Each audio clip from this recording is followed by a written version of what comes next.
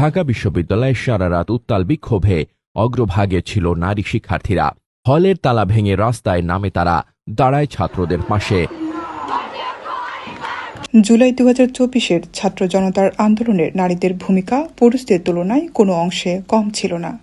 রাজধানী ঢাকা থেকে শুরু করে সারা দেশের নারীরা এই আন্দোলনের প্রতিটি স্তরে সক্রিয়ভাবে অংশগ্রহণ করেন। জুলাই আগস্টের আন্দোলনের উত্তাল দিনগুলোতে বান্দরবানের সকল নারীরাও ছিলেন সোচ্চার।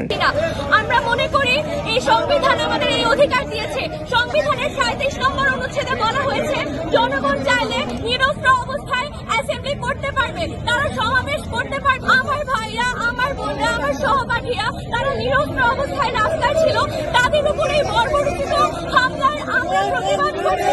স্কুল, কলেজ ও বিশ্ববিদ্যালয় পড়ুয়া ছাত্রীদের পাশাপাশি অংশ নিয়েছেন বিভিন্ন শ্রেণী পেশার নারীরাও। আন্দোলনে মিছিলে অংশগ্রহণ, স্লোগান দেয়া, সড়ক অবরোধ প্রতিটি স্তরে নারীদের ছিল দৃশ্যমান উপস্থিতি।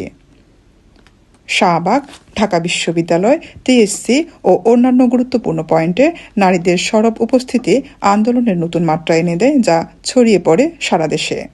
আন্দোলনের নারীদের ভূমিকা উল্লেখ করে বান্দরবান সরকারি কলেজের এক শিক্ষার্থী বলেন, জুলাই আন্দোলনে আসলে সবাই মোটামুটি ভূমিকা পালন করেছে, সেখানে নারীদের ভূমিকাও প্রশংসনীয় ছিল।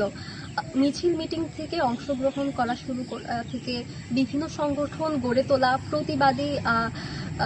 প্রতিবাদী স্লোগান তৈরি করা থেকে তাদের বিভিন্নভাবে তারা আন্দোলনটায় ভূমিকা রেখেছিল। আমরা দেখতে পাই যখন আইন শৃঙ্খলা রক্ষাকারী বাহিনী ছাত্রছাত্রীদের উপর নির্মমভাবে নির্যাতন চালিয়েছিল, তখন নারীরাও কিন্তু সাহসের সাথে এগিয়ে গিয়েছিল, প্রতিবাদ করেছিল, স্লোগানে মুখরিত ছিল। এই জায়গাগুলো যদি দেখি তাহলে নারীদের এই প্রতিবাদ ছিল প্রশংসনীয়।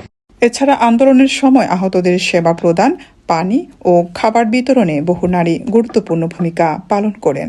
অনেকে আবার সহিংসতা ও হয়রানির শিকার হলেও পিছপা হননি।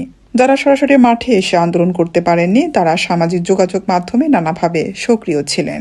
নারী শিক্ষক, নারী সাংবাদিক বিভিন্নভাবে তারা এই আন্দোলনে সক্রিয়ভাবে অংশগ্রহণ করেছে। যারা অফলাইনে কিংবা মাঠে নেমে যুদ্ধ করতে পারে নাই বা মিছিল করতে পারে নাই বা এই প্রতিবাদটা সামিল হইতে পারে নাই, তারা কিন্তু অনলাইন প্ল্যাটফর্মগুলোতে ফেসবুক, ইউটিউব যেখানে পারুক তারা সেখানে এগুলোর প্রতিবাদ করেছে। তাদের স্বৈরাচারী সরকার সম্পর্কে লিখেছে, তাদের পতনের আহ্বান জানিয়েছে। বিভিন্নভাবে অনলাইনে কিন্তু তারা তাদের সক্রিয় ভূমিকাগুলো পালন করেছে। সব বাধা পেরিয়ে 24-এর গণঅভ্যুত্থানে নারীরা যে নেতৃত্ব দিয়েছেন তা এদেশের গণতান্ত্রিক আন্দোলনের ইতিহাসে নতুন দৃষ্টান্ত স্থাপন করেছে।